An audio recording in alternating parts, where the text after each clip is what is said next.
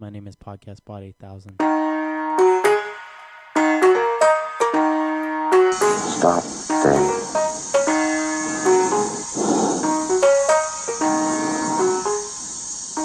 I'm afraid. Why don't you play us something, baby? Why don't you play us some? Why don't you play us something, baby? Start? I don't feel so good.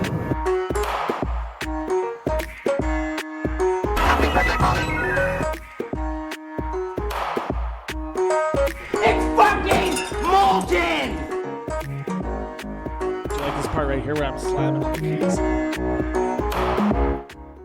Just decimating the fucking keyboard. Dude, I wrote that song on a baby grand piano. On a baby Did you know grand? that, Where, a baby grand? where did you get that baby grand? I went to the studio. You took it? I went over to the studio. We're in the studio. Or a different studio? No, a recording studio. Oh, like an actual recording studio. Yeah, my buddy's recording studio, and he had a baby grand. I'm like, can I just slam on this bad boy so I can make a theme song? And he's like, all right. And he said yes, which is a mistake, but No, also... he didn't say yes. He said all right. Oh, okay. So he wanted to say no, but wasn't sure how to. Gotcha. I was just like, can I just slam on this baby grand? And he's like, be careful, that's a baby grand. I love coming into the studio every week because there's always just like random shit just like laid out everywhere. For instance, what I can see just in my view today, we got some 3D glasses. What did you see that required you to have fucking old timey 3D glasses? Jaws 3D. Jaws 3D. All right. I was watching Jaws 3D last night. That's an answer. That's an answer right there. But then over there you have Kiss of the Dragon on DVD. Yeah, we've talked about this before. We found those. We found those in a dumpster. Right. Okay. Right. Yeah, right. we found right. all four of those. Van Helsing, Me, Myself, and Irene, and that Clint movie. One time, somebody at a place that I was working at, that I don't work there anymore, but a place I was working at, just left a shitload of Blu-rays that they bought from HMV when HMV was I remember closing. that. Yeah, and I just took them. Wasn't it like shit though? Yeah, it was mostly shit. I sold a lot of it, but there was sold a lot of it. Yeah. Just so that you could pay your bail. so I Because apparently you were missing last week. I think Podcast Bot actually has more information on that. Hey, Podcast Bot 5000. So apparently you have more information about why I was missing last week. Yeah, this is my fault. You were trapped in prison for wailing on your wife and children. I was trying to post bail on the credit card, but it was maxed out, and I think that might have been my fault. Which I was framed for. You're the one who did that. I cannot confirm that. I'm pretty sure it was you that was beating on your wife and children. Just wailing on her. Can't I saw the photo. She was fucked up. can't verify this information as it is incorrect. But yeah, you didn't even show up last week. I had to record by myself. It was fucking buck. That was one of the best episodes I've ever recorded solo, though. So okay, well at least there's that, you know. And plus, no edits, baby. Yeah, we all know as well that the numbers are better when I'm not here. That is true, actually. The numbers are absolutely better, and the only reason I show up is to feed my own ego. Yeah, hold that thought, Podcast Bot. I got a comment here on YouTube. This is really nice. You're going to like this one, actually. Okay. This is from Jay Chow. I think this was on the Parasite episode. Okay, Good Boys episode. I love that. I love that movie. He says, I think you guys are really fun to watch and now wonder how come not many views are here. And I also think that. Yeah, because it's on YouTube and all of our views are elsewhere. And he says, is it because you put the entire length of the show to scare people away? Maybe just 15 to 10 minutes would be a better version. Well, that's not really how I want people to experience the show, because it's kind of a intense stream of consciousness. Yeah, I want you to take the time to really engross yourself in the podcast. Yeah, it's a podcast. And I mentioned that I replied to him and I said, it's kind of like all of our views kind of are people that listen to it on audio, and the YouTube just kind of a bonus for people that like the video. Yeah, because some people like the video, and like this guy, and like the guy who used to skip only to the Universal Monster movie. Yeah, segments. like that guy was cool. And then there was one guy that went through all of our James Bond reviews and picked them apart. That was a fun guy. Is that true? Yeah. I did not. I haven't read that. Yeah, he really liked Lazenby, and we were mean to Lazenby. So. But we were right about Lazenby. He says, anyway, good review, and obviously watching it from Korea, I was more keen on your opinions of Parasite.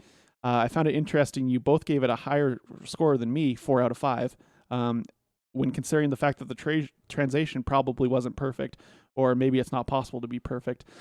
Somewhat not quite hitting the subtle nuance here and there. Did you find that, though? No, not really. It's tough to say, because I do agree with From what the he's saying. performance, yeah. Yeah, like I do agree with what he's saying, because like I don't understand the inflection in that movie. I can all I know is facial expressions and dialogue, but I don't think that took away from the movie at all. He goes on to say sometimes the very straight and dry subtitle work provides foreign viewers with more room for the imagination and appreciation, thus giving a higher inner value than those that speak the language. Sorry for babbling. Maybe a reverse bias review. Maybe I should bump mine up to 4.5. I think you should. I agree. It is a fucking awesome movie. However, I didn't watch it from his perspective. I wasn't understanding the Korean language. Same thing I kind of felt like when I saw Burning. Like I really love Burning. Oh yeah, it's a 5. But that's very much about the class system in Korea, and I don't really know anything about that. But what this gentleman clearly does not understand though is that us giving 5 stars to South Korean films is just an ongoing bit. That's just what happens. Thanks for your work and look forward to seeing more soon. All right, thank you, Jay Chow. Jay Chow, you're the man. That's very kind. Very kind. Thank you, Jay Chow. You're number 1. You're number 1. Thanks for being the only person that watches on YouTube. Hey, hell yeah. And the because the Universal Monster movie guy, he's out. Yeah, that guy's gone now. and he mostly wanted to talk about the Costello stuff to be fair.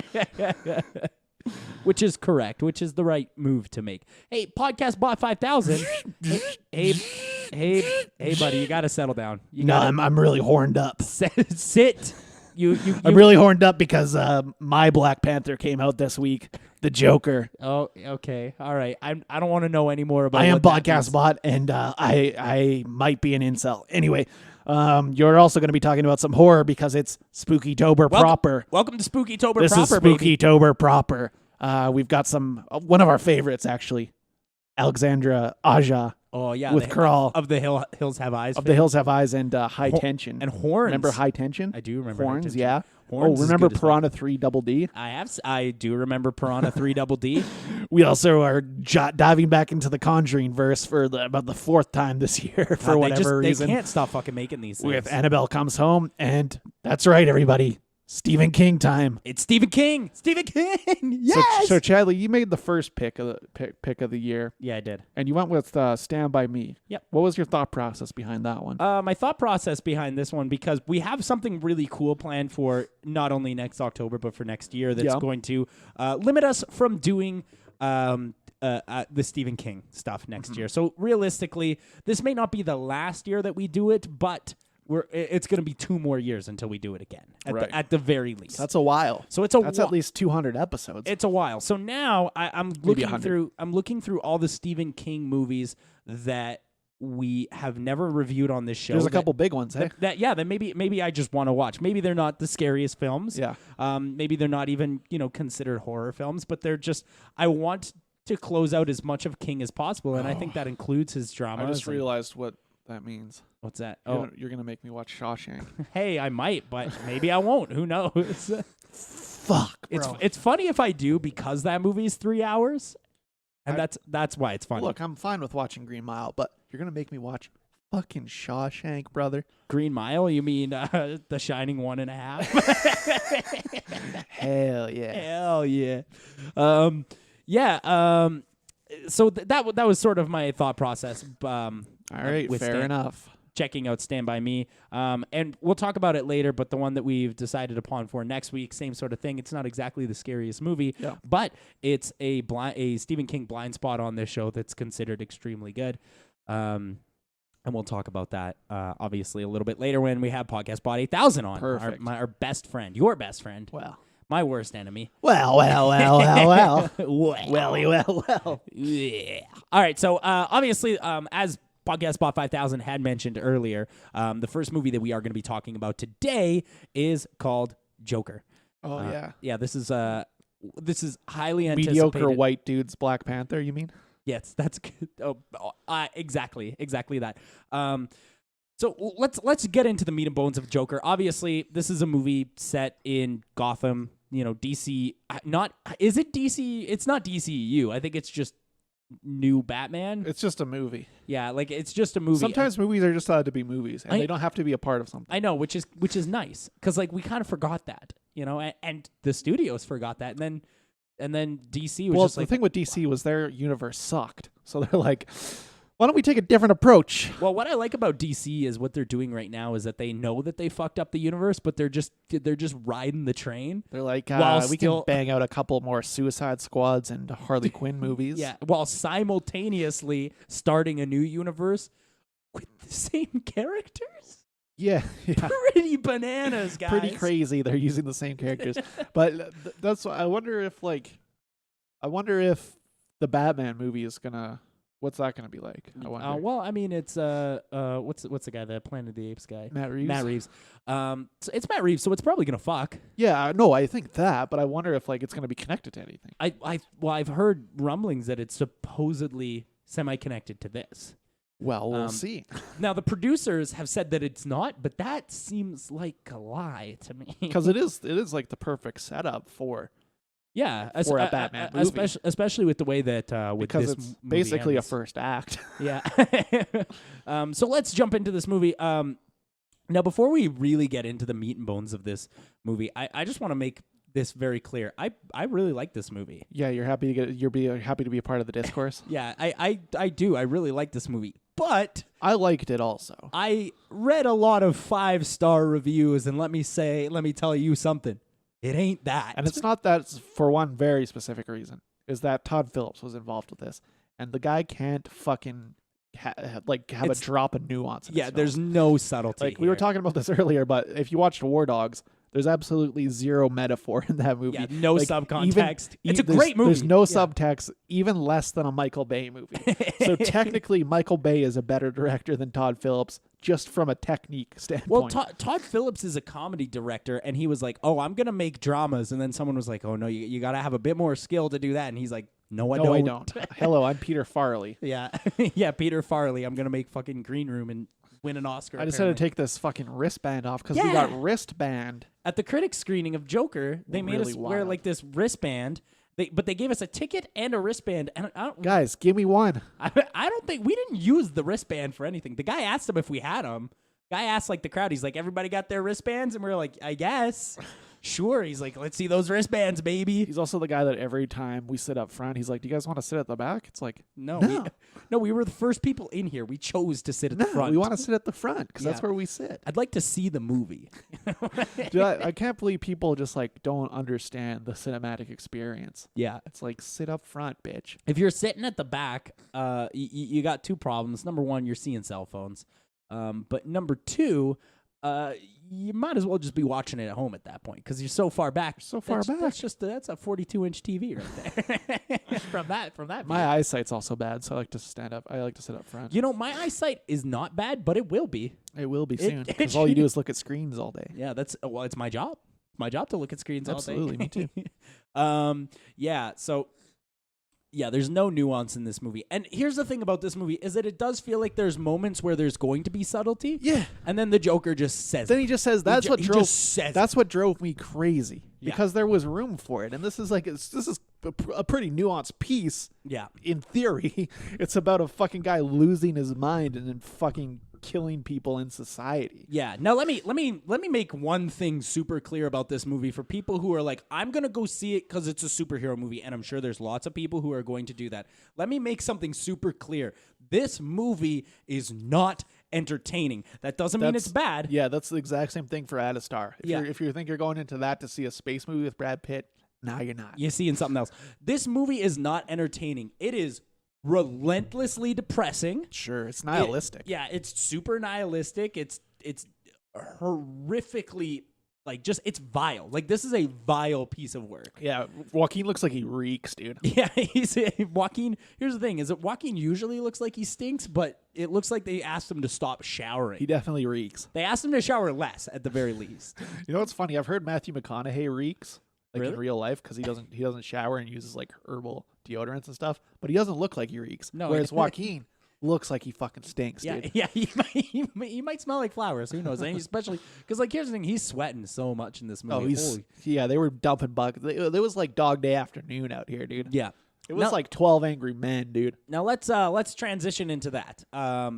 So Joaquin Phoenix is fucking phenomenal. Yeah, he's amazing. And Holy fuck, I think he's like good. we were pretty sure that was going to be a safe bet. Yeah. That Joaquin was going to be fucking amazing in this Joker movie. Well, and even now, like I watched The Dark Knight just this past week to prepare myself for this. You know, to take a look at Heath Ledger's Joker and being, so I can ready myself for the comparison between Heath Ledger's Joker and Joaquin Phoenix's Joker. But I don't think that comparison can even be made.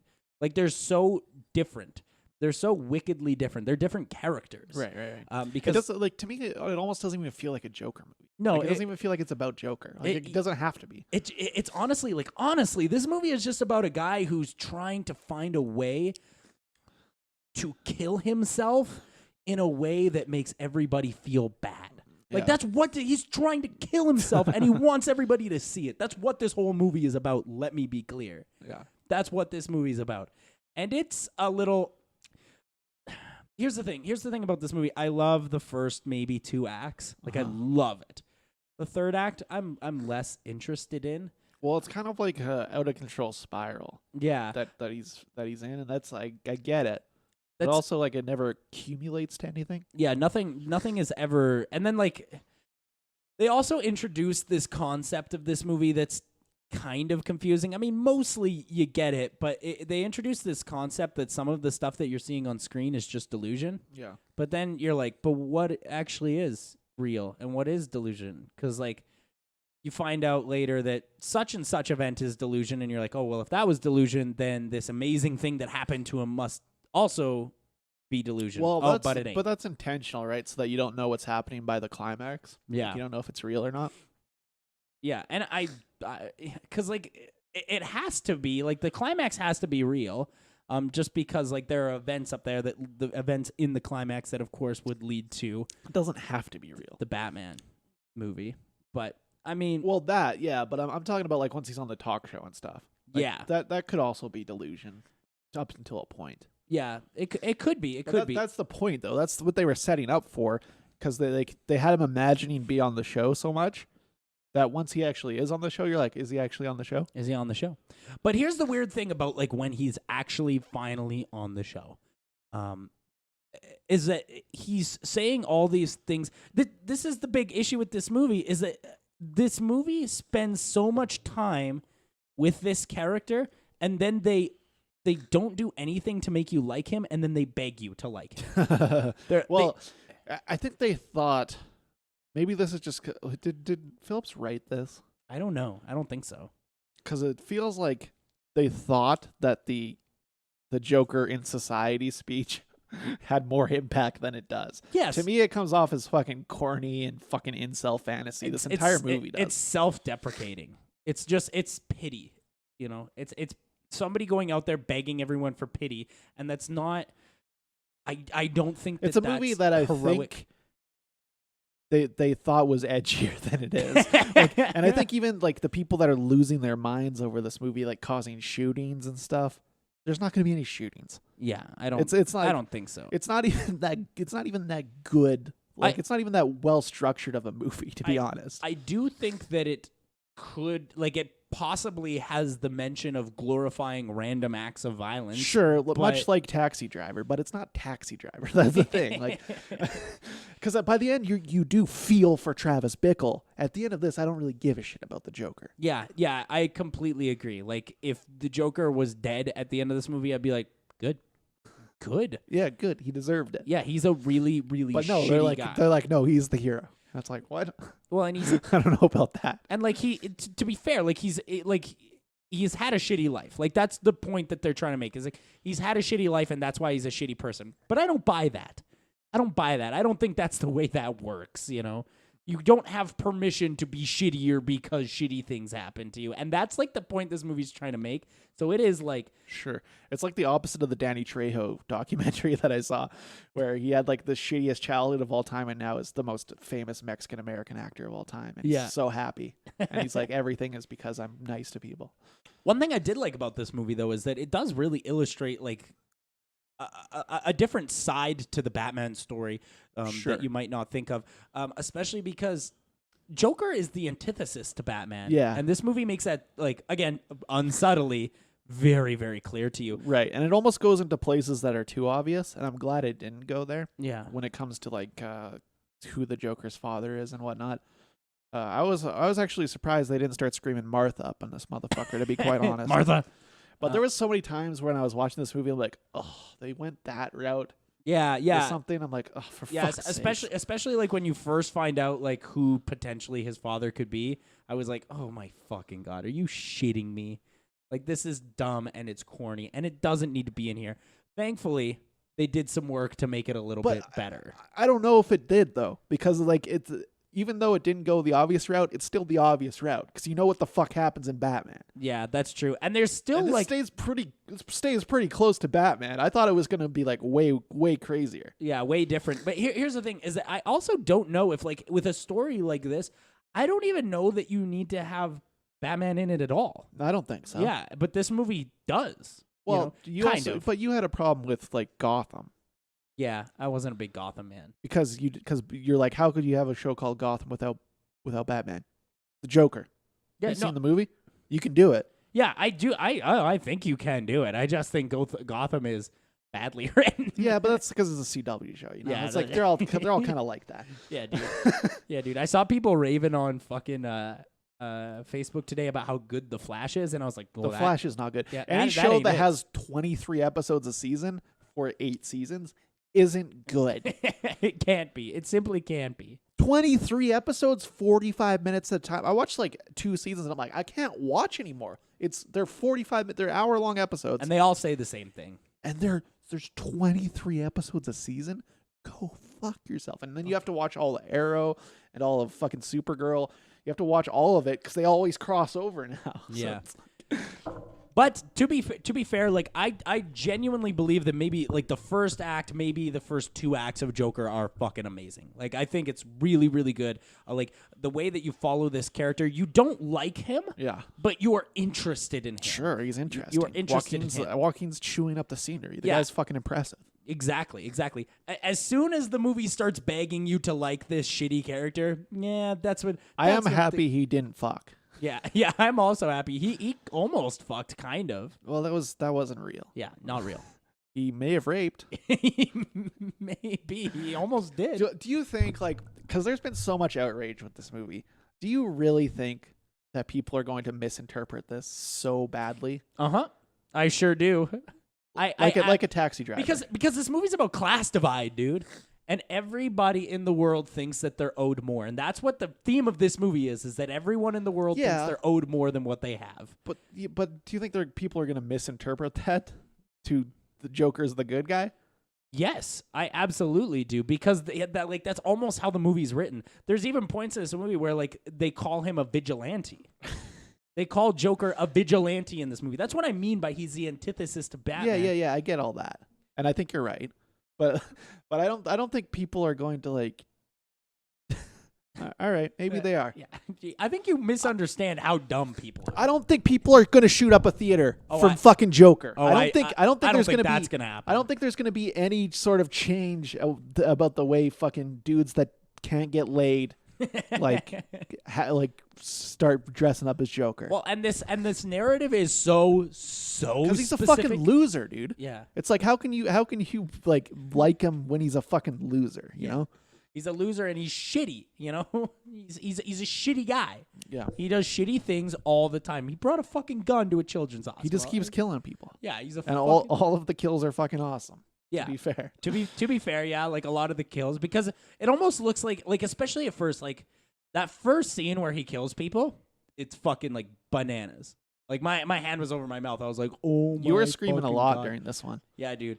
Well, here's the thing about this movie too. A couple shocking deaths. Yeah, there's some fucking jump scares in this bastard. You know? It's kind of a horror movie. Welcome to Spooky-tober. Welcome to Spooky-tober. Just looking at Joaquin's body is a horror. That's body horror, dude. Yeah, yeah, dude. Joaquin lost like 48 pounds, like 50 pounds. Look, Joaquin can do whatever he wants. Dude, he looks fucking disgusting in this movie, and it's awesome. I think Joaquin might legit be in like Oscar contention for this movie. Oh, that wouldn't surprise me. No, not not at all. Make it a fucking weird year. Give it to Joaquin. You know what? He deserves it. There's not really that much stuff that could possibly be in Oscar contention, really. Yeah. Well, we haven't hit the season yet. We'll hit it in like November. And Yeah, but I'm into fast, dude.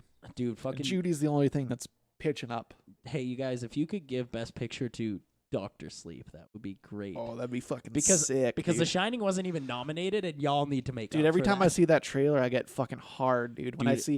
see the floor Yeah. of the Overlook Hotel, I'm like, oh fuck, I'm hard. Oh fuck, dude, that I actually rewatched that movie last week. And you know what? Let me tell you something about that movie. Still fucks. Fucking rules. Still fucking amazing. Kubrick's one of the best of all time. Dude, Kubrick is the best of all time, I think. He's one of them. He's up there. Kurosawa didn't exist. Yeah, well, he's a little better than Kurosawa. No, he's not. It's close. Shit's close. It's close. I'll give you that. It's close. Shit's close. Yeah. So overall, like, what do you think about Robert De Niro? So Robert De Niro He's plays good. like He plays the king of comedy guy. Yeah, he plays the king of comedy. He he runs a talk show. Yeah, he late plays night. like Letterman. Yeah, or- he who was plays- like Carson? Yeah, it's like Carson, like Johnny Carson esque, yeah. Johnny Carson type guy. Yeah. He's a half Lano. Half Lano. Yeah, we got a half Lano in here. I think he's great in this movie, but like, It's not in it very much. Yeah, Mark Maron's there for like 30 seconds. yeah, what the Or fuck? whatever. Why was he there? Fucking Brian Callen plays the stripper That I missed. in the clown area. He was Oh. like the one guy he has like 2 lines where he has like a bow tie on and he's like sitting at the thing and he's like, when he gets fired, Oh, Brian Callen is like, he says like 3 lines. I'm like, okay, Brian Callen's in this. He's friends with Todd Phillips though. He was in Hangover and stuff. yeah, that checks out. That checks out. I do think this is a great movie. I really do, but I just need everyone to understand this movie has nothing to say, and please don't look for anything that this movie has to say. Oh, dude, it's like, would it kill Todd Phillips to put a fucking metaphor in this fucking thing? Yes, I think so. He doesn't know how to do it, and I don't think that necessarily hurts many of his movies either. Because like I said earlier, like War Dogs, no metaphors whatsoever. I like that movie though. Yeah. I do really like the base narrative, and I like the base narrative here. But at some point, this is masquerading as art, but it doesn't have anything to say. You're correct. Is my problem with it. Whereas War Dogs, that's just a fucking comedy about gun running. I think Todd Phillips thinks that maybe this movie does have something to say about What though? Well, he thinks it's about class divide, and granted, sort of maybe, but doesn't have anything to say about class divide. It just showcasing class divide doesn't mean you're Anything to talking say about it, class divide. Yeah, that's true. That's very true. Yeah, I don't know. I do like this movie though. I think I would. I love the 70s aesthetic. Yeah, I think it looks great. The aesthetic is great. The like the text, like for the beginning and end credits is one great. thing was interesting. Like it had the old school Warner Brothers, Yeah. production company logo. Then it didn't have any other production company logos. It just had the text on screen, which is like very interesting. Because if it was like a newer production company logo, it would have taken me completely out of it. Yeah. Because I'm a big production company logo guy. Yeah, even if they put like DC's logo up there, I would have been kind of weirded. There was no DC logo. Yeah. No DC logo. You know what I did like about this movie too, though, is that I like seeing every time I see a Batman movie and we do the origin story bullshit again. Thomas Wayne is always portrayed as just like an angel, a fucking saint, a rich man who gives back, quote unquote, gives back so much. Because that was kind of like, the 40s mentality. Yeah. When like Batman was written, it's like rich people Are nice. are good. Yeah. Are nice, and that's They're philanthropists. yeah, and that's not quite what's going on in this movie. Well, and that's kind of like how that. you see like the evolution of Batman once you get into like the 80s and like the Frank Miller shit Yeah.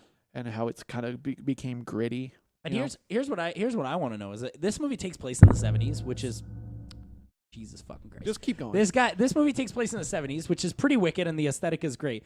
But if that Robert Pattinson movie does take place in this universe, are we getting like a weird 90s Batman movie? I think we might be. I think we might be getting a weird night because like fucking Jonah Hill is in talks for like what For Riddler. The Riddler or Penguin or whatever. Yeah, I think Snyder confirmed Riddler. Oh really? Yeah. I also read that Jonah Hill will accept nothing less than $10 million, which like Good for him. Good for him. Good because for him. Good for him because I know he's taken like 40K paychecks. I before. know Jesse Eisenberg's free, so we can we don't need get that. Lex Luthor in here. No, we don't. You don't want need Lex that. Luthor in there? Not at all. Man, I saw a Jesse Eisenberg movie at Fest. Fuck, man. They're still letting him work, hey? Yeah, It's fucking crazy. Yeah, dude. What was that? What was that kung fu movie we saw? It was again? actually, it was also with that same chick in this movie. Imogen Poots? Yep. Oh, hell yeah. Same chick. It was like a weird sci-fi movie about these guys getting trapped in the suburbs and having to raise this alien baby. That sounds kind of dope. Was it dope? No. Ah, shit. It's another movie that had fucking nothing to say. Fucking Newton to say. I like the Joker though. I think it's just fine. Like as a base narrative. Sure. Go see it. Like again, it's not entertaining, but it is interesting. Like it's. Well, you're really selling it, hey? I just really need people to understand this isn't a comic book movie. Because people are going to go to this thinking it's a comic book movie, and it's not. It's something completely different. Yeah. And I've heard people complaining, like in other reviews, like earlier reviews, being like, there's no action. It's not really a It comic doesn't book need movie. action, though. But like the thing it's is about like his fucking mental deterioration. yeah, but like look at the trailer, you fucking idiot. Like that's clearly never what this was going to be. I still really like it, though. It has some problems, but I'm going to plan it at a 4 on the Chatsky scale. Fair enough. Yeah, I don't know yet. Yeah? I haven't really decided. Got to sleep on that one? I would say it's somewhere in between, but I don't do half stars. Yeah, between like a 3 and a 4? Yeah. Yeah, and that's sort of where I was at. I decided to lean more towards the 4 because I did enjoy watching it, and like But tomorrow I might hate it even more. Yeah. So that's the thing. Yeah, that's true. It'll be at a 1 star by the end of the week. It could be. Yeah, but if for nothing else, go see this movie to see Joaquin. Man, he's Absolutely fucking unreal in this movie. Joaquin's always the king, though. Yeah, I agree. He's insane. Jesus Christ, we did half an hour on Joker. Okay. Jesus fucking Christ. Whoops, my bad. All right, should we talk about something? We want to talk about. Do you want to do King? Sure. Sure, let's hit King. So this is our first Stephen King movie of October. And this week we're talking about Stand By Me. Yeah, it's my mother's favorite movie. of all time. Yeah. My mom also likes this movie. I literally was like, "Hey, we watched Stand By Me today," and she was like, "Oh, I fucking love that movie." Yeah. That's my mom's favorite movie. Hell yeah. Mama Michelle fucking digs Stand By Me, dude. Hell she yeah, fucks dude. with it. Here's the thing about Stand By Me is that I still think this movie is fucking amazing. Oh, it's one of the like it's so like when you look at the archetype of the coming of age movie, It's this fucking has everything. And like I'm not even that big a fan of Rob Reiner, but Yeah. he fucking nails it with and like talking about nuance. This has fucking all of that from from these kids that are just like trying to find a dead body. Like you see them grow up in front of your eyes. Yeah. In 2 days, dude. Yeah, in 2 days. And that is what I really, really love about this movie.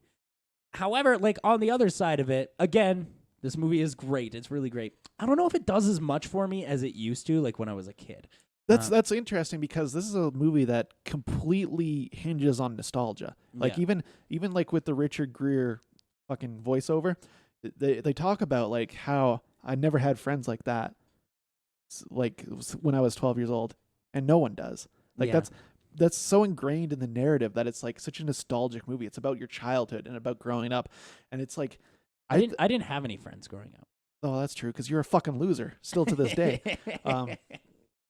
But to me, this movie just does it so perfectly. Like as they switch from talking about like what they're trying to eat to just like, and it's so subtle. Everything about this movie is so subtle, and then they're just talking about Yeah. like The what it makes- transitionary conversations are amazing, like where they are talking about something silly, and then all of a sudden they're What it- talking about like, yeah, what it makes to be like masculinity and everything. yeah, and like emotional and physical abuse. Like it goes, Yeah. it goes through like a variety of different things, and it does it, bam, seamlessly, and it's great.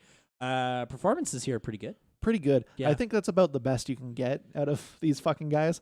Because Fuck Will Wheaton, by the way. fuck Will Wheaton, he blocked me on Twitter and then he quit Twitter. And then he quit to it. But I'm still on a block list, so I'm blocked by about 1,000 celebrities. So, I thought that I was also blocked by Will Wheaton. but turns out he canceled his account. Turns out he just canceled his account. I was like celebrating. I was like, shit, he finally did it. He finally pulled the trigger on you, hey? Because after he blocked you, I started texting him from my account, or I started tweeting him from my account things like, "Hey, my good buddy at last cool dude wants to know why you're such a fucking pussy." No, I know why. I knew why he blocked me because I said, "Shut up, Wesley." That's what I said. That's what I tweeted him. He was saying some shit, and I said, "Shut up, Wesley." Yeah. That's from Star Trek, right? Yeah. Wesley Crusher. And fucking Picard used to always say, "Shut up, Wesley," or whatever. He didn't like that. He blocked me. He did not like that one. Not But he one was running his mouth on some liberal bullshit, dude. Yeah. Anyway, fuck Will Wheaton. We got Feldman. Fucking Feldman, that's a tragic case because that's like, this is a movie about growing up, and that's a man that never grew up. yeah. Which Yeah, is like, that's it true. actually freaks me out watching his performance. Yeah, that's very true because his character seems like the least likely to actually grow up. In fact, his character doesn't. Like that's part of like the Right. the finale. Who we got? River Phoenix. Phoenix, yup. River Phoenix, fucking out here. Rest in peace. Yeah, so many of these motherfuckers died, dude. Yeah, much like his brother Joaquin, he's tearing up the scenery. Just dude. chewing up the scenery. Yeah, just fucking killing it. You know who's weird in this movie though? The dead body. yeah. Yeah, That's a weird looking kid. You're correct, but no, fucking Kiefer Sutherland. Oh yeah, Kiefer's just out here, dude, nailing it. Yeah, dude, nailing it. I think Kiefer might be like one of the better ones. Dude, in this movie. when he's racing those kids and he knocks that logging truck off the road and he's like, "I won." Yeah, I'm like, holy shit, this guy's the best actor of all time. that's like one of my favorites. Why did that happen to Kiefer Sutherland? Why did he get so bad? Why when he was so good in like this and he was good in because he turned into a TV actor. Lost Boys, rest in peace, Joel Schumacher. Schumacher's alive, and he also claims that he's fucked 10,000 women. He hasn't. Like what? He's like 68. So somebody do the math. So do the math. That's That's like 680 women per year. There's no fucking way. if you like start at like age 14 and you go like 3 a week for 68 But years. there's no way he was fucking women consistently before he was famous. Like at least as consistently as So you think claims. he did like 17 a day for like 20 years? Yeah, like there's no other explanation. Like I want to know how he defines sex. That's what I want to know. He 'Cause says he's fucked 10,000 women. He said at least. at least. Jesus fucking. That's one of the Christ. greatest interviews ever. Joel Schumacher's a fucking Yeah. buck wild man. But like that's for sure. my point was like Kiefer Sutherland like fucking amazing in this, fucking amazing in that. Then like 24 hits and it's like Papa's asleep, dude. Papa's sleeping. Yeah, he doesn't. But I think he was just cashing his check. You know, he could go like I think they filmed that in like Toronto or some shit show. He could go home. Yeah. You know, I bet he didn't think it was gonna be popular, and then it was popular, and he's like, I got to do 17 seasons of this shit. he's like, I got to do 17 seasons. It's so But I- popular that they keep trying to resurrect it. yeah, stop doing that, guys. We don't want it. Nobody wants any TV anymore. Yeah. TV fucking sucks. I agree. Everybody wants movies, dude. We want film. Yeah, we don't review TV on this show yeah, absolutely. until the TV spinoff show comes out. And Creep Show.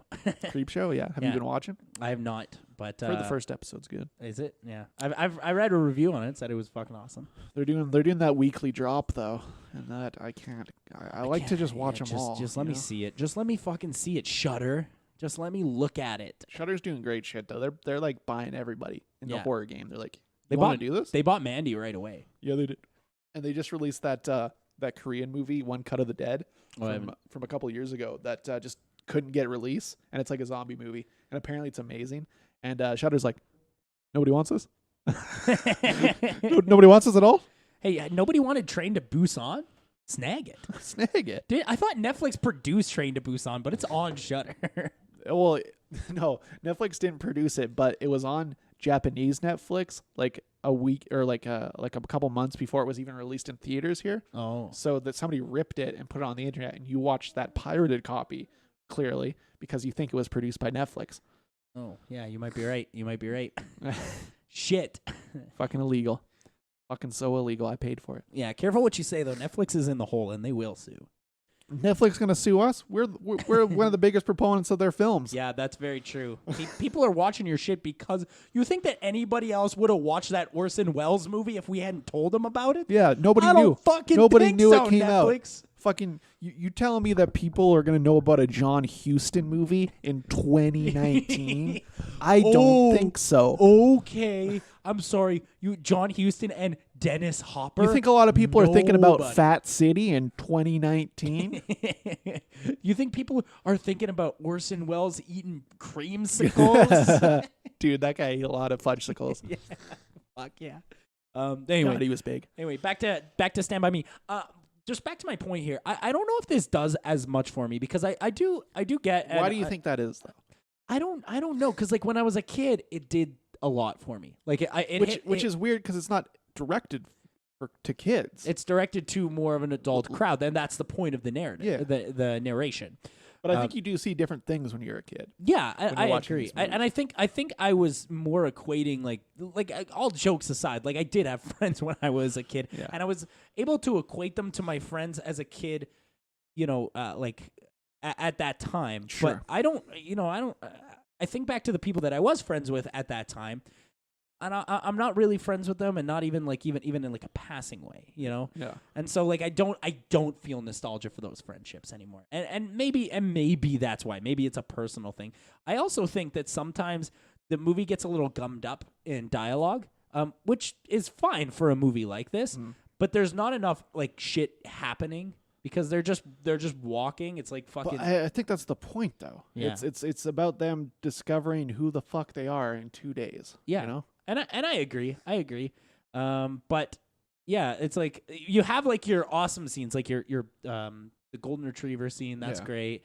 You got the train scene, and that's probably the biggest one. You got the fucking log cabin one, and then you have Leeches. the leeches, and then you got the scene where you have the dead body. And Yeah. those are the scenes like that I'm really invested because it feels like there's an actual reason for them to understand their own hardships. Whereas the rest of the movie, it does sometimes feel like they're just spilling their guts emotionally for what feels like no reason. I don't know about that.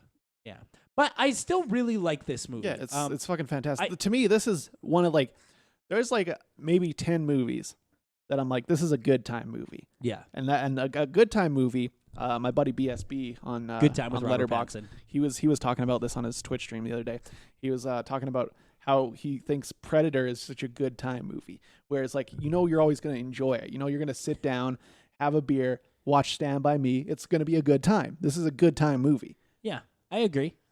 And When it pops on cable, you're like, oh, Stand By Me. This is gonna be a good night. Yeah, this is gonna be all right. And you know what I do really appreciate about this movie too is that it's 85 minutes. Yeah.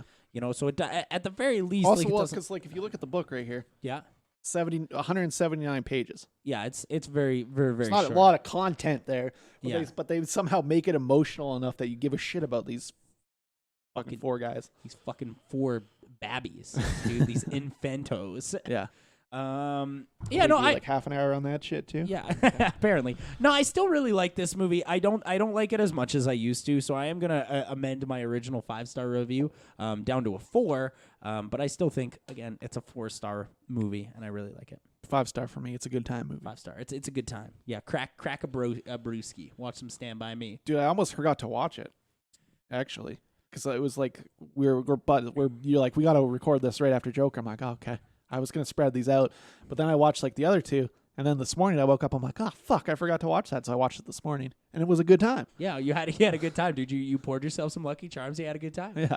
Fuck yeah. No, I don't eat cereal. That's for babies. Yeah. Cereal, all cereal is for babies. No matter what it is, fucking Raisin Bran, fucking Fruit Loops, it's all for babies. Yeah, well, it's for children. I have cereal in my house at all times. Do you know why?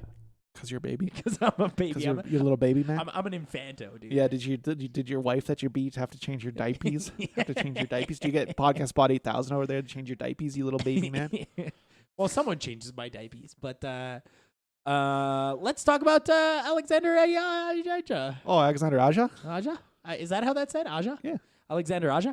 So Alexander Our favorite Aja, Frenchie. yeah, our favorite French director who made a billion French directors or a billion French movies. But what's the best though is whenever he comes over to America, because clearly he grew up on American genre film. Yeah. And he doesn't understand how people interact with each other. The same thing from Piranha 3D or whatever. Yeah. 3DD.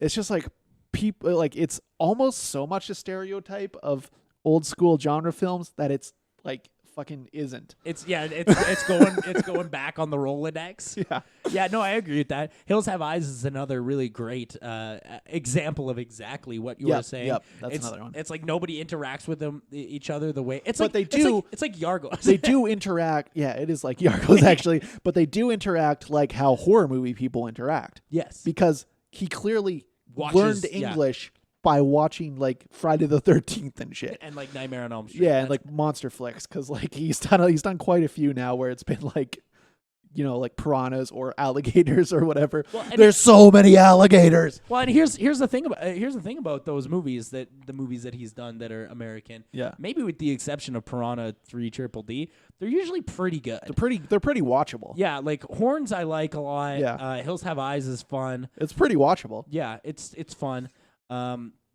This one, Crawl. This one is, to begin with, pretty not watchable for the first maybe half, and then it becomes the most watchable. This thing. one's pretty crazy because it is bad. Yeah. Don't get me wrong, it's bad. But there's something about it, like something it's kind of like the Todd Phillips thing, where it's so like not subtle that it's almost charming. yeah. It's like so in your face that it's fun. And you know what? I will say I had a good time watching this movie. Sure. For sure. It's not a good time movie, but it is a good time. It's not a good time. I wouldn't crack a brew. I did have a good time watching it, though. But you take a look at a movie like this, and the first thing you're gonna notice, and this was the number one thing I noticed, I was like, oh, good, all the actors are bad. Oh yeah. Holy. Oh fuck. yeah. Like especially like there's that fucking Maze Runner chick. Yeah, there's like the sister. Who she's talking to on the phone at the beginning, and like, look, she's got like 30 lines, and they're the worst delivered lines I've ever fucking heard in a fucking movie, dude. It's bananas. Yeah. The acting is bad. Yeah. But I also the main girl, I like think the script is probably like also a culprit in yeah, that. yeah. Oh, I completely agree. I think the Maze Runner girl is perfectly fine. I think there's nothing super wrong with what she's doing here. Not to a point where I think she's good. Yeah. But she's perfectly fine. She's apt. Sure. I would say. She's dad out here out swimming alligators, and before you get into Mr. Florida over there, don't try and out swim an alligator. It won't work. Well, it works many times in this film. Insane. But then you have her dad. And so like the whole plot of this movie is that there's a hurricane going on in Florida. This girl goes looking for her dad. She finds him trapped in the basement, which is flooding, and there's alligators in the basement.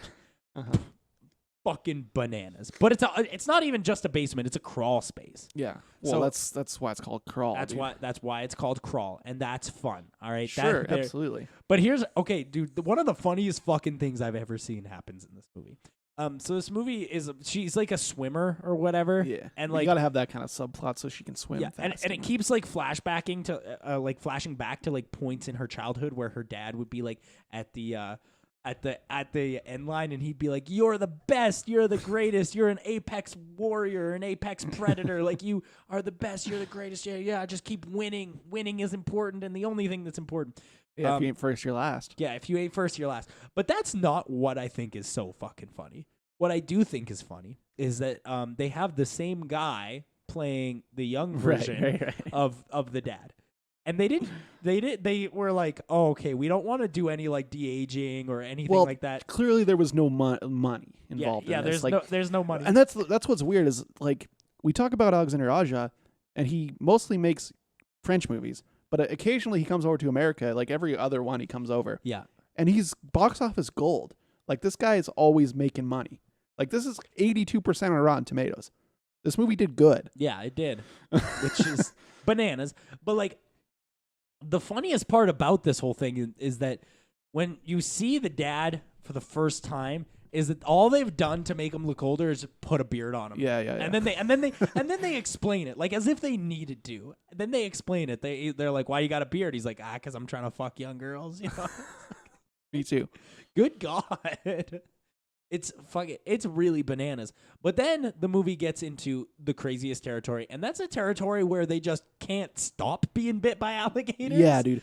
This is like I saw this movie during Fest. It was like this it was the first Native American zombie movie, and basically it was like so obvious, like all the white people got fucking the zombie disease, and all the Native Americans were immune, but they wouldn't stop getting bit because it didn't affect them, right? So like you look at the guy, he's like covered in bites. I'm like, wow, there's so much biting in this movie. And then I watch Crawl, I'm like, oh, there's so much biting in this too. Yeah, dude. And here's the thing: is that she keeps getting bitten, like to a point where like she shouldn't have any limbs left, and she's just She was fine, brushed it off, walked it off, dude. sprinting around in this movie. Dude. Oh, you're telling me your leg got bit by an alligator and you walked it off?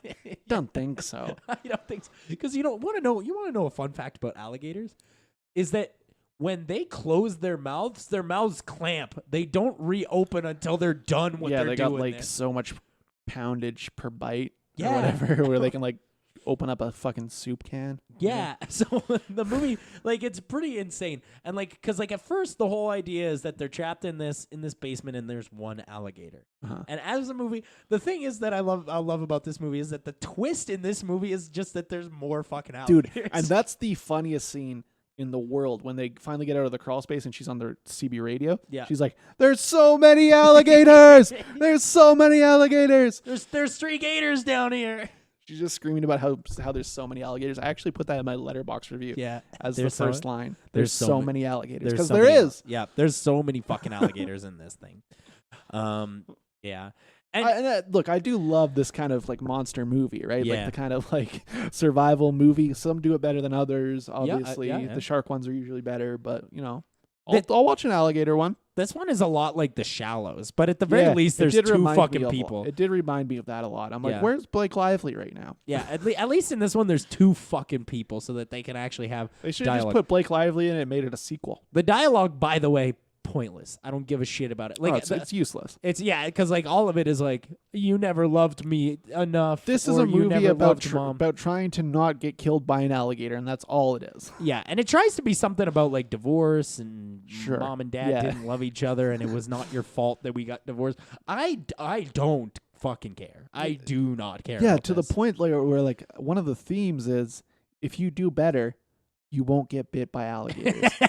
Like if you do good, your parents won't get divorced. If you do good, Yeah. you won't get bit by alligators. That's like what it boils down to. It's like Yeah. it's like some of the worst theming of all time, but it's a monster movie, so it doesn't really have to have a good theme. Really. Because yeah, like the dialogue in between, like the flavor dialogue, it's bullshit. It's garbage.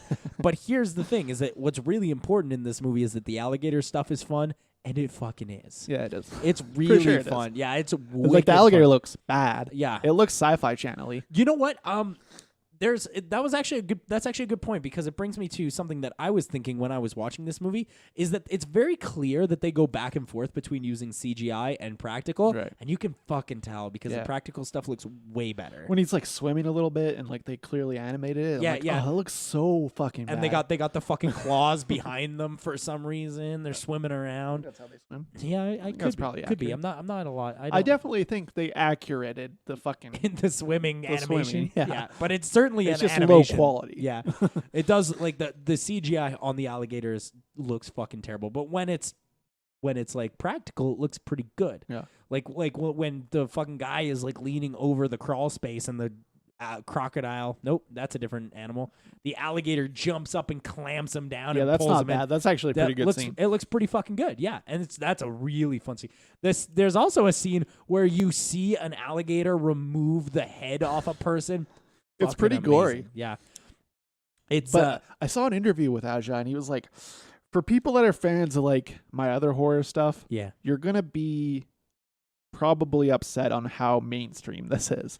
Because it isn't like The Hills Have Eyes, right? Like it's No. not that gritty, like 2000s horror. And It's not that. it's very straightforward. Like this movie, like Hills Have Eyes, like there's a lot of shit going on in that movie. In Crawl, there's one thing happening. Yeah. They're fucking trapped in a crawl space with alligators. It's like shitty 127 hours. Yeah, it's just like the water's slowly rising. It's so slow. Yeah, it's wicked slow, dude. Yeah. And then there's that classic scene, which I like. This is kind of spoilery territory, but there's that classic scene that I love so much in fucking every movie that has water involved in it, every horror movie where they are trying so hard to do CPR, which they're doing wrong, by the way. Yeah. They're doing it really wrong. They're trying so hard to do CPR. It's weird that like when you're filming a movie, you definitely have a paramedic on site. yeah, who knows? Bring them in Yeah. and be like, let's just do this right in this movie for once. Yeah, because here's the thing: is if they do it wrong in the movie, whatever, they do it wrong because they're just regular people. But if they do it wrong and it works, That doesn't make any sense at all, does it? No, it doesn't. Yeah. Sugar is the hero of this movie, by the way, the fucking dog. Yeah, for sure. Yeah, I was loving Sugar, and I was worried that Sugar was gonna get gatored. Yeah, and that's the thing. I've been watching a lot of when I was at the festival. Yeah. I saw 12 movies that had a dead dog in it. Perfect. Not even joking. It And- was like and you- almost every other movie I saw had a dead dog in it. and while watching this, you're like, no, I can't do another dead dog. I'm like, this I week." can't.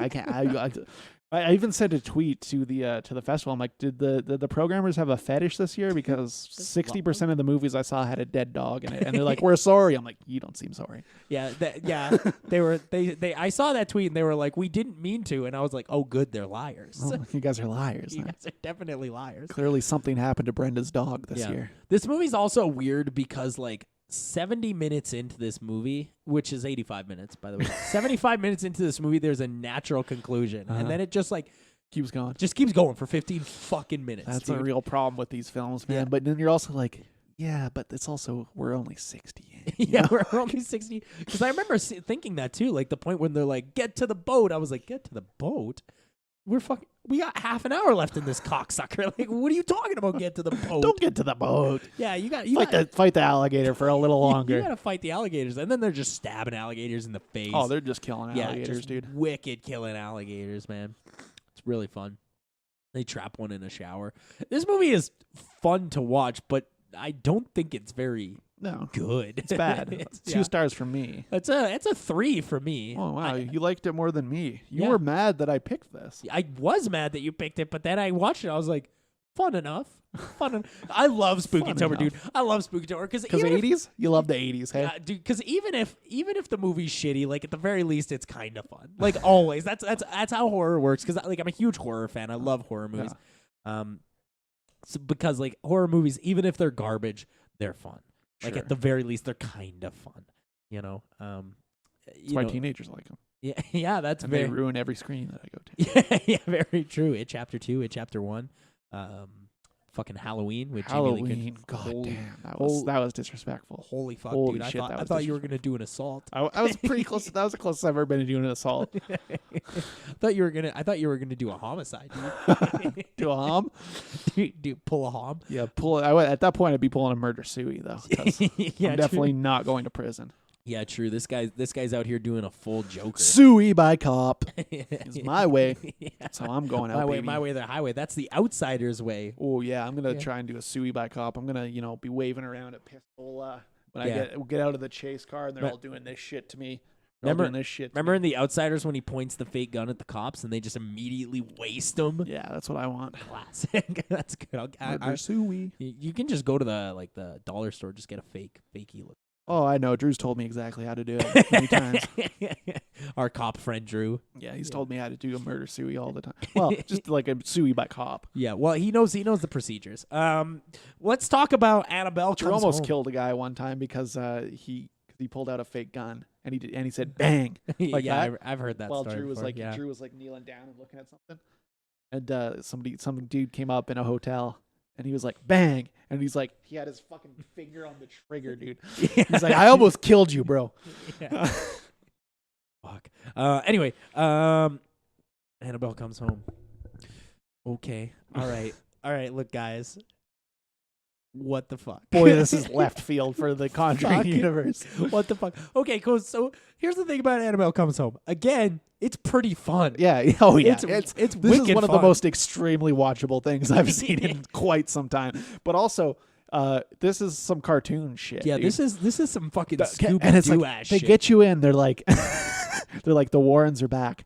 Actually, they're They're going not. away for the weekend. They're And you're back like, for a oh, minute. For fuck's sakes! Yeah. It's like I'm trying to get Conjuring 3 here so fucking bad. Yeah, which is coming out next year. Good. Which is coming out next year. The Conjuring 3 is coming out next year, which is great.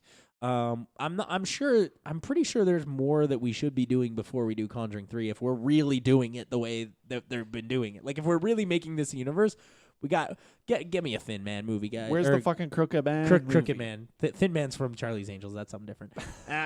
Crooked- Charlie's Angels. Yeah. Crooked Man. Let's get the Crooked Man in. That's what I want. I really want. That's the what Crooked everybody's Man movie. clamoring for, and they're like, "Nope, you get the Nun. Nope, you get La Llorona." I'm like, "Oh, I none of these look like Crooked Man to me." I don't want any of that stuff. You know what I also don't want? Any fucking more Annabelle movies. This is a fine conclusion. This is it. This has to be it. This movie's also weird because I'm not exactly sure where it sits on the timeline, because like the fucking music box or whatever from the first movie is in the room, so it has to be post Conjuring 1. But there's no Crooked Man, so it can't be before. It has to be before Conjuring 2. I don't know about that because Crooked Man was never an artifact. Oh yeah. You know, yeah. You're right. But he was always there.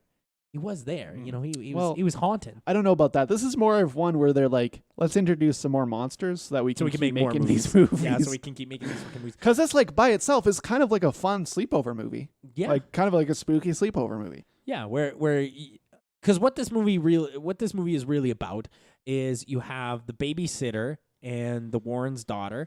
And then babysitter's friend comes over and touches fucking everything. It's like, don't go into this room. It's full of haunts. And she's like, welp, we're going to have to go in here and do some Ouija board stuff. Yeah, we're going to have to go in and touch as much as we possibly can. There's even like a line in the movie where the little girl's like, how much did you touch? And she's like, everything.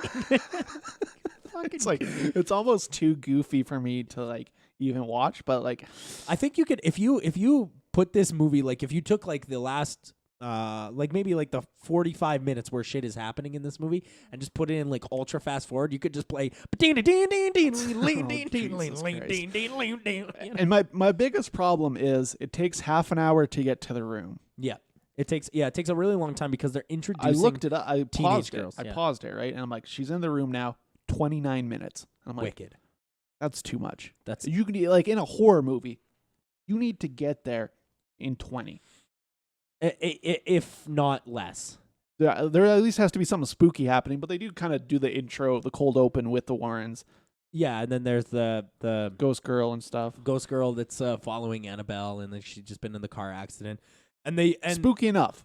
Oh, which by the way, there's like a part 5 minutes into this movie where they go, "We figured it out. Annabelle is a conduit for souls."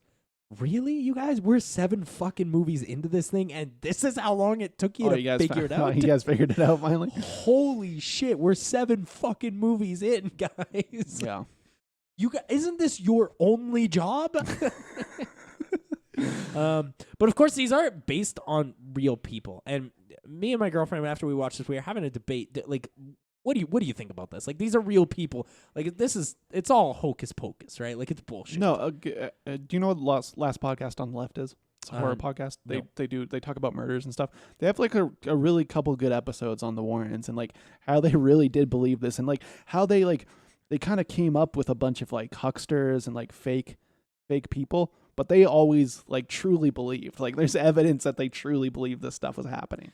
But like, I guess my bigger question is to you is that do you think it was? Maybe. It's so hard to say because it's like something we simply. I think maybe not.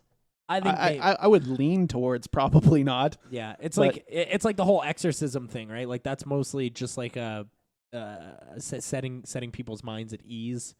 Like, I feel like that's mostly, and I'm sure the Warrens did lots of shit where they're like, "There's no ghosts here. Let's just fucking absolutely. Let's just tell these people that we fucking, you know, like, what are they gonna do? What are they gonna sue us for not getting rid of the ghosts? Right.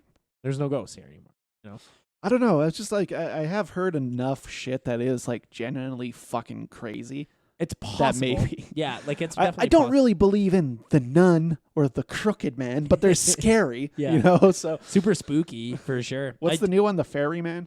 The Ferryman. Oh man, that one fucks with me a little bit. He's pretty cool. That's like the one part of the new movie Annabelle Comes Home where I was like, "Oh, you guys, you got me. You got me with Ferryman." They always kind of get like one good one in there. Yeah, they get one good one in there. But here's the problem with this movie: is this movie does introduce a lot of new, fucking the werewolf thing. I'm out. I don't give a shit about this. that. When I saw that, I'm like, this is Goosebumps bullshit. Yeah. Like this movie might as well be the third Goosebumps movie. Yeah. Was that werewolf trapped inside a book? It looked like it might have popped out of a book. Because that's Goosebumps, guys. But then there's also the one that's like the bride that runs after you and kills people. That's kind of cool. Granted, that is kind of cool, and I love like the sound of the steps is actually pretty scary. There is some stuff in Kind this of La movie. Llorona territory, though. Yeah, that's exactly what I was gonna say. It's a little too closey. A to lot La of them are Llorona. kind of derivative of each other, and like Yeah. La Llorona, they kind of just pulled out of anywhere because they wanted to get the Latino audience, basically. There's one monster in this movie that like I just simply cannot fuck with because it's so stupid. It's so incredibly stupid. Do you know what it is? What? Evil TV. Cannot fuck. Evil TV. You cannot- don't like Evil Tube? Yeah. You don't like the Evil Tube? Can't fuck with the evil TV. That's dude. a little too spot on, though, That's right? it's a little bit too stupid for my a little too spot on that the TV is filled with evil. Yeah. Yeah. While you're watching a movie, Fox News is on there, whatever. And then like the evil monkey, I'm not even sure what that was even about. He was just like one of those clapping monkeys. He was fine. He was just a clapping monkey that fell off the shelf. It's very spooky. Very extremely spooky. Extreme. This one's not scary, which Yeah. is my biggest problem with it. And the thing is like I would be Because Annabelle Creation and Conjuring 1 and 2 are so fucking scary, yeah, you know? that's exactly what I was gonna say too, right? Like I would be so much more contented with a movie this goofy if the rest of them were as goofy. Right. But Conjuring 1 and 2 and It Annabelle does Creation, feel like it's a completely different thing. And it's Yeah. a new director for this place too, so yeah, yeah, absolutely. I looked at his thing. He like only directed TV and stuff before. Yeah, this. yeah, I looked at that too. I forget what his name was, but it's in my written review. You can go and read that. Yeah, and it's like to a point where I was so sure that at the end of the movie, fucking like Freddy and the gang Yeah, were gonna roll dude. up and be like, "All right, Annabelle, who's under this mask?" And then it's old Mr. Jenkins from Dude, the fucking toilet paper factory. I watched this before you, and when I text you that this was Goosebumps shit, Yeah. what did you think that meant? I didn't know what you meant. I thought you just meant it wasn't scary. But the more I watched it, I'm like, oh, okay. It means it's a cartoon. Yeah, it's a fucking cartoon. Because it's a cartoon. And then the movie, here's the thing, is that these movies always kind of end on a weird note, which is unnerving. This movie ends on a stupid note because, like, the first thing that happens is that Vera Farmiga brings the girl into the basement. And the then lovely Vera Farmiga. Yeah, the lovely Vera Farmiga, who, by the way, is awesome. She brings the teenage girl into the basement and she's like, "Your parents loved you very much. Your parents love you no matter what. You can't do anything wrong. Your parents love you." And then fucking Patrick Wilson's up and they're having a birthday party singing Kumbaya. He's got a fucking acoustic guitar. Patrick Wilson is in these movies just to sing. Yeah. He sings in all of them, dude. Yeah. He sings in Insidious. He sings in all these fucking movies, dude. And then Patrick Wilson like fucking organizes a group hug and the movie ends and you're like, what the fuck? Fucking there's like a rainbow explosion. I'm like, You're huh. like, did the movie change? What the fuck? This was a That's different a thing. horror movie. I didn't realize it was a Hanna-Barbera cartoon. Yeah, and so like I didn't realize this was an episode of Rocky and Bullwinkle. it's so goofy and stupid, and every time like a monster comes in, like especially like Annabelle at this point, because I'm desensitized to Annabelle. I've seen it just so many fucking times, and it doesn't do anything for me anymore. I can't Like, believe they made 3 of them. That's like really blowing my mind apart. well, if you count Conjuring 1 and 2, that's fucking 5, dude. Yeah, I do. Yeah. And I do. Yeah, because she's like the main villain in both those films. But even like the Annabelle shit where she's like hide and seek, I'm like, I've seen you do this before, but you know what else I found about this movie is that at absolutely no point in the movie were any of these characters in any danger. They were never in any danger. It felt like the monsters were just pranking them. Yeah. They were just maybe the wolf. The wolf is like the danger. Yeah. The wolf is the danger in this movie. But The he rest also of them- sucks, so it's Anna- like, I don't Annabelle care. Annabelle didn't do anything in this movie. She was just fucking with people. A lot of times, like, they would just show up and then disappear once they shone a light on him. Hey, you know? remember in the last one where Annabelle convinced a farmer to shoot himself in the fucking head with a shotgun? That movie's buck wild. dude. Give me that shit. What the fuck? Like what? Well, this is the problem too, because they're kids, and like you don't really want them to get hurt. You don't want to kill kids. I get it. You don't want to kill kids, well, but like if you're not a coward, you kill kids. If you're You you got- ball, like- you have a pile of kids. yeah, I think Remember you have to. Postal when they kill that pile of They're kids? just a pile of kids, dude. Remember what was that? The house that Jack built? Oh yeah, just a pile of kids. Dude. Pile of dead kids, dude. Yeah, it's Lars, dude. yeah, fucking Lars von Trier, dude. What a masterpiece. I still liked this though. yeah, I still had a fun time watching it, and there were moments where I was uncomfortable. Sure. Certainly. Sure. I wouldn't say there was anything that was spooky. However, this is fun. But I watched this with my girlfriend, and she was scared. because she doesn't watch as many horror movies as me. So I watched this with my girlfriend, and she was scared.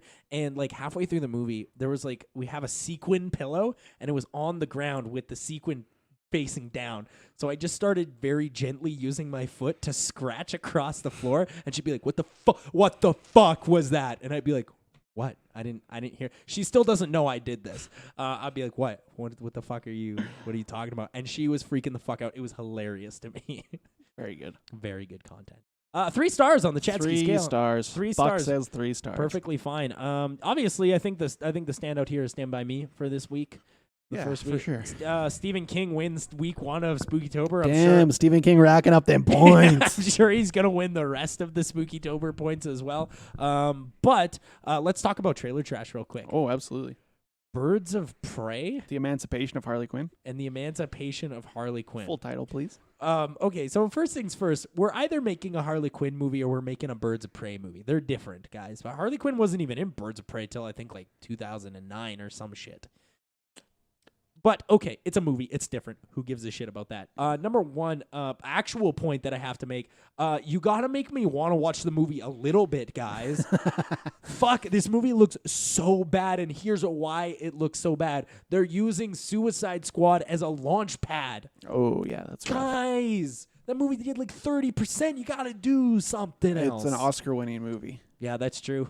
There was Suicide Squad may have 15% on Rotten Tomatoes, but it's an Oscar-winning movie. There was an You extremely have to short. respect it. There was an extremely short period of time where Suicide Squad had more Oscars than La La Land. Wow, that was a great time to be alive. It was a great time. It was a great 38 minutes before it was fucking ruined by Lin-Manuel Miranda.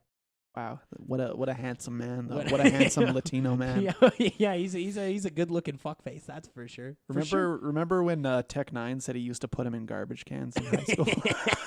I do remember that, and that's extremely funny. I don't know if he means literally he put him into garbage Yeah, cans, he or did. if he just meant He was like a bully, right? He put Lin Miranda. Did they actually go? I thought he meant like just like he put guys like him. No. into garbage They went to high school together. Him and Tech Nine. They're both like 45. So That's hilarious. That is hilarious. But like the new movie, okay, first of all, you slipped in Ewan McGregor and you almost had me. yeah. You almost had me. Well, that's always Then the thing. Then I slipped off. Yeah. you put in Ewan You McGregor. put Ewan in. I'm kind of in. And then what you did with Ewan was you fucked up real bad and made him just like this person pining after Harley Quinn. Not interested in seeing that Oh, content. I don't want to see him fuck. I want to see him fuck, but I definitely I've seen don't his want him dick in so many movies that like I have to see it in something now. that you got to see it in something. Yeah. Dude, Ewan McGregor was like, I love that classic class of like British actors like Tom Hardy and them that just all cut their teeth by showing their dick in like fucking Danny Boyle movies. Hell yeah. Fuck yeah. But yeah, like the movie, like it looks like Suicide Squad, and that is the problem. And like maybe it's gonna be completely different, and maybe we're judging a book by its cover right away. But guys, you can't make it look that much like Suicide Who's Squad. directing it even? I don't remember what her name is. Kathy or Melissa or something like that. Anyway, you can't make it look that much like this, like Suicide Squad, because even if it is good, nobody's gonna fucking see it because Suicide Squad was so unbelievably shitty. It's pretty bad, yeah. It's unbelievably shitty, man. And so nobody's gonna go and see a movie that's just that again. If that's what you're marketing it as, nobody's going to go and see that. Kathy Ann. Kathy Ann. I knew it was Kathy something. Yeah. There was also a new trailer. I'm actually kind of on board with that. Get like an unknown Korean director. Yeah, I'm into that. Because like I said, it could be good, but I'm just saying from the trailer, it looks like it's not. Also, they didn't give Black Canary a suit, and that's maybe just like the nerd in me talking. I don't give but a shit like, about any of that, dude.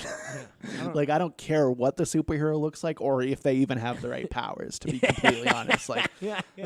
just make an entertaining movie. Just and make it. I think that's the problem is with these superhero movies is everybody's so laser focused on them making the character accurate. They forget that these characters were written in the fucking 40s and don't have personalities. And there has to be something around that character. Hey, I can't just have Captain America saying he's gonna do this all day. He has to do something. do guys. something. He's got to do That something. meme with the guy with the stick, do something. That's what I feel like when I'm watching a superhero movie. Yeah. I'm not that pretentious. I just want to watch good movies. Yeah, I agree. I like good movies, but I feel like that's a trait. Is there any long other gone. trailers, or can we wrap this fucker up? This thing's There's like also- fucking 90 minutes. There's also fucking 2 more trailers for the Breaking Bad movie. Stop, guys. I don't want to know anything. Did they find Jesse Pinkman? Yeah, they found him, dude. He's there. Oh, they found him? They got Okay. him. Yeah, in the latest trailer, they found him, dude. Oh, well, I don't need to see the movie now if they found him. No, you did. Where's Jesse Pinkman? Even bro, even if I knew, I wouldn't tell you where Jesse Pinkman is. Just keep saying his name. It's the worst trailer of all time, and that's a scene in the movie. guys. Hello, Buck. Oh, this fucking guy. Hey, Buck. I bet you didn't notice me coming up the stairs. I sure didn't see you. I slinked up, dude. Did you slink? I slinked up. I Oh, didn't. very I didn't cool. use my legs. I dragged my body with my arms. Oh, well, I did hear something I'm- scraping I'm- on my I'm my tile floor. So. I'm scratched up, Buck. It's hurting. Good. It's hurting. I hope bad. you're hurt. I am. I'm really badly hurt. Guess what? On the next episode of the Movie Epidemic podcast, the boys are gonna be watching The boys. the boys. 2 of them are gonna be watching Takashi Miike's new movie. Oh, hell yeah. It's called First Love. I'm always excited for some Miike. Hell yeah, dude. I'm One of the greats. I'm really excited for that one. Maybe the most prolific director It of all looks time. it looks super fucking neon, which I'm in. Hell yeah. Hell yeah. They're also gonna be watching Mark Hamill presents Child's Play. Oh, hell yeah. I'm Can- actually really excited to see this one. I didn't see it in theaters, but now I'm excited to see it. And I know that the listeners are coming for some more Stephen King Double content. Stephen King. So it's a double Stephen King in the Tall Grass. That's a Netflix film. That's dropping. That dropped on Friday. Yeah, so. it dropped 2 days ago when this when this podcast Yeah. launched. And they're also going to be watching Kathy Bates in Dolores Claiborne. I love Kathy Bates. Dude, I do. After love Misery, I'm like, we gotta watch Dolores Claiborne. Yeah. We gotta see what that is. because about. we know Kathy Bates fucking. I rules. have That's- Dolores Claiborne in my Stephen King collection. Never read it. never read it. Don't know what it's about even. No clue. I have no idea. I've never seen this I movie. picked either. it up actually around the same time that I picked up Gerald's Game, and I saw Dolores Claiborne also there at the thrift store. I'm like 2 for 15, man. Whatever. 2 for 50 cents actually. Oh, 'Cause it was at Salvation Army. I'm like, I got them both. You made the right choice. Yeah. You guys can follow the Movie Epidemic podcast on Facebook, facebook.com/Movie Epidemic. They're on Twitter, Instagram. You can check out the website, movieepidemic.com. Wow. A lot of good content on there. And you can follow Chadley on Twitter as well, at Chadley the Movie. Yeah, you can follow me on Twitch. I'm an affiliate actually at twitch.tv/JHMacy. Yeah. Hell yeah. Hell yeah. You definitely should do I that. have 1 subscriber. It's Ian. How are you an affiliate with 1 subscriber? No, it's you don't get subscribers until you become affiliate. Oh. Okay. Yeah. I don't know how any of that. No, you're a fucking loser, bro. You can't even get your stream to work at all, you fucking loser. Yeah, I tried to do that today, and as it turns out, it just turns out my PC is too shitty. Like that. That's just the meat and potatoes of it. it's too bad of a computer. Guess you're back to making edited content like a loser. Yep, I guess I'm making edited content. That sucks. But hey, guys, thanks for watching. Check out all those social medias and shit. I really have to go to bed. I'm fucking exhausted. Peace.